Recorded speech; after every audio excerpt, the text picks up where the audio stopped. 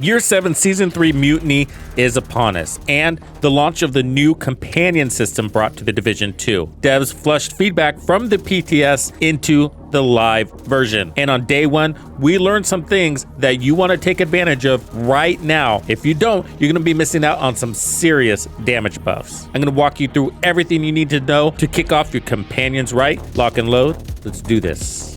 Accept the Division. This is a war you can't win. Piece of shit wristwatch. Freak out, yo.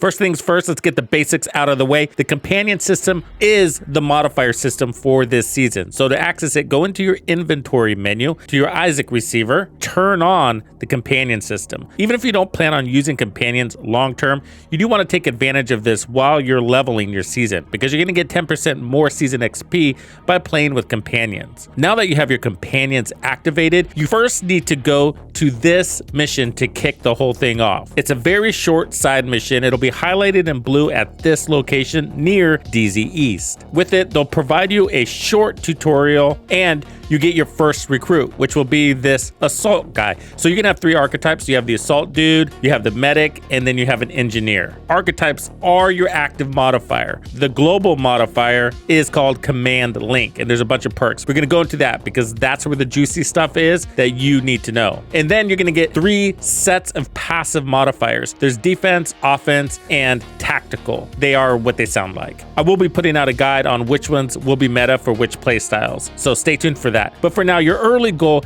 is to always have a companion equipped and to take on the journey. So the journey has 8 stages to it. The first few are skippable. You want to do all of them for rewards track reasons.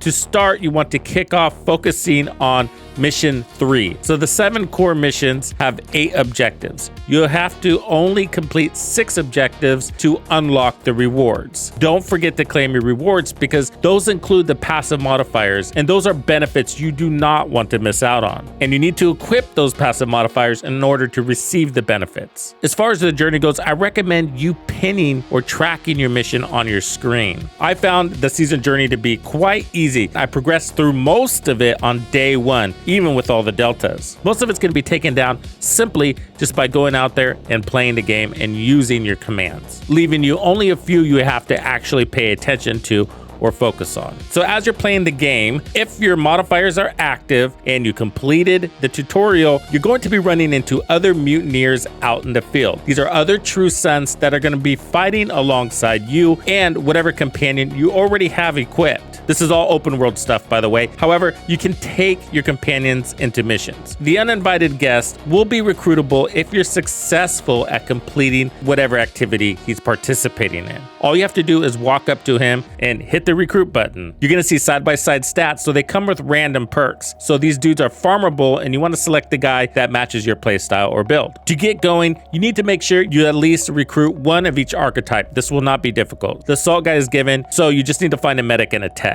It'll happen. You can also level your companions, and you're gonna be doing this passively just by using them. That big meter up top is a kill count. So this is just gonna take some time, but playing with a group can make this go a little bit faster. You can read below on the archetype profile what the bonuses will do as you level them up. When you recruit a new companion, those levels you earned will transfer, so you don't have to start progress all over again. So don't let that stop you from recruiting. You need to make sure you read and go through the global modifier called Command Link. Everything you really need to know about the system is in here. I got a lot of questions on how you give the dude commands. Well, it's explained here. It is dependent on what platform you're playing on, but I'm on the Xbox and it shows you right there. That's how you do your commands. So your commands might look a little bit differently. And we're gonna go through the buffs a little bit later. Okay, now the basics are out of the way. Let's get into the juicy stuff that you need to know right now that we discovered on day 1. Hone in down here on these passive recruit bonuses that the devs added. We did some testing during the live stream. Be sure to join us. We do have Twitch drops live and I am streaming on YouTube as well, but lots of golden nuggets like this in the live streams. While the global modifier is active, recruited companions grant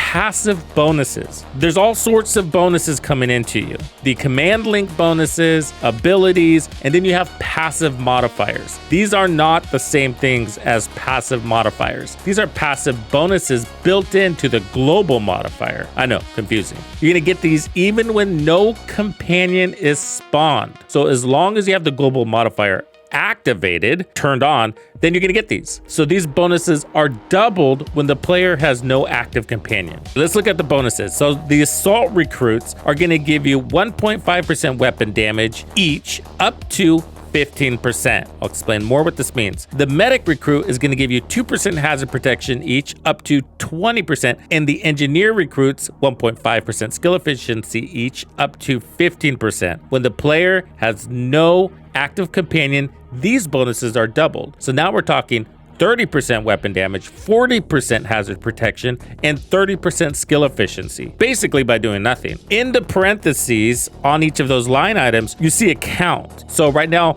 my assault recruits are 2 out of 10, my medic recruits are 5 out of 10, and my engineer is also 5 out of 10. That means I have earned half of the potential buff for my medic and engineer, but the assault, I got a little bit more progress I need to make. The 2, 5, and 5 out of 10 represent how many recruits I've recruited. In other words, I've exchanged my assault guy twice, my medics 5 times, and my engineer also 5 times. So what I recommend you do is not stick with one assault or medic or engineer, even if you really like their buffs, because you're going to be missing out on all of this extra power. Your first few sessions, try to constantly recruit. Focus in on this first as you're completing the journey so that you can feel that power fantasy like we've gotten in the previous modifiers. This is going to be a serious contribution to that feeling that you're looking for. It's not apples to apples. That weapon damage, hazard protection, and that serious skill efficiency, it's meaningful. So this stuff actually shows up in your stats, and so we were able to test this. So right now, my active modifier shows that I have the medic archetype equipped. If you look at my build, I have no hazard protection on my build. However, the watch gives us some hazard protection. So there will be that on our stats page. So if we go down to our hazard protection stats, you'll see that I have 20% total hazard protection. 10% is coming from the watch. The other 10% is coming from the medic,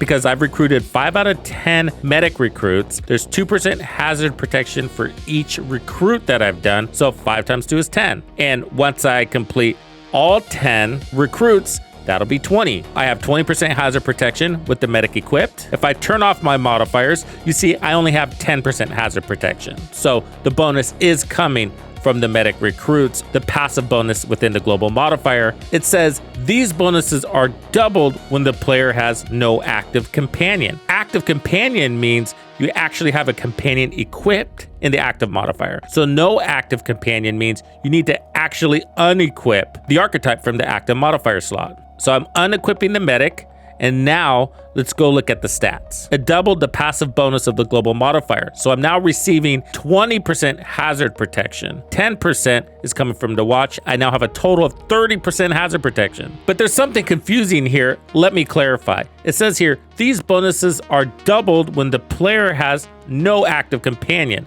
So we figured out the no active companion thing. We unequip him. Fine. But double, is a double up to cap? For example, I got 5 stacks out of 10, which gives me 10% hazard protection each, but it also says up to 20%. So do you double everything, but not to exceed the 20%? So no matter how many recruits you have, 5, 6, 7, 8, 9, it will always cap at 20%? Or can you break the 20% cap? In other words, when you have all 10 out of 10 medic recruits, that's 10 times 2, which is 20%. So you're at the cap, but when you deactivate your medic, will you get 40%? Glad you asked, because we tested that. Luckily, I had a medic nearby and I completed the activity and recruited him. So now I have 6 out of 10 instead of 5 out of 10. 6 times 2 is 12. If we double 12, we're at 24. So we would now exceed that 20% cap if you're allowed to exceed the cap when your companion is inactive. So checking the stats here, you can see I have 34% hazard protection. So if the cap was 20, it would have stayed at 30%, even though I have 6 recruits. We were able to exceed it. So yes, our potential is a full 40% hazard protection. And the way this cap is working will apply to the skill efficiency and weapon damage passive bonuses with the global modifier also. So now that you know why it's important to recruit, let me give you the inside tip on how you can recruit really fast. In the patch notes, it said that you can find these recruits in the open world at certain hotspots. So where are the hotspots? Because they didn't actually spell that out. So here's a map of the giant hotspot. So the hotspot is actually really easy and became obvious once I realized it. It's the named zones that are occupied by the true sons. Over here, we have the hyenas. Over here, we have the outcasts. And in these sectors, we have the true sons. So just by doing any activity in these zones, you're going to run into these dudes, or they're going to come join you, and then you can recruit them. In Federal Triangle, it was loaded with recruits. Just go around doing all of the activities, and you're going to complete this in no time. I'd probably already be done with this if it wasn't for the deltas, but completing this in a session or two, yeah, no problem. So there are other buffs you're going to want to take advantage of as part of the global modifier, and they're called teamwork actions. It's pretty simple. Just give these dudes orders and you're going to be getting one of the buffs. But the ones you're going to want to pay attention to especially are priority kill. So companion kills your marked target. And that's going to grant 40% weapon handling and 10% rate of fire for 10 seconds, as well as giving you some link points. So keep telling that guy who to shoot and you're going to keep that up. Also, the crossfire kills. You or your companion kill an enemy after you have both dealt damage to it. Focus firing with that dude is going to give you an additional 25% critical hit damage. So those two things should be easy. It's not about divide and conquer. It's about focusing on the same target. And then finally, assist. You or your companion kill an enemy attacking the other, and that's going to grant 15% weapon damage for 10 seconds. So that'll bring your total weapon damage bonus up to 30% when you have an active companion. So when I had these stacks going, it felt pretty good out there. You know, it wasn't as crazy as something like Zealot. It did feel pretty good. I still have a lot more testing to do, so look forward to more videos, but I wanted to get this out to you right away. That's what I have for you today. I hope this helps you kick ass on your first couple of days. See you at the rendezvous. Thank you for hanging out with me. I'm Tuxedo Bandido, and if you found this video helpful, be sure to hit the like, subscribe, and turn on your notifications so you don't miss out on the good stuff I have coming for you. And if you like content like this, be sure to check out the video I have recommended for you right here. If you have anything you would like me to cover, be sure to let me know in the comments below. And thank you to all the channel members and donors who make things possible. Tux Nation wouldn't be the same without you. When you buy a game from Ubisoft, enter the creator code Tuxedo Bandido to support the channel. Easy peasy. Wait, did we just become best friends?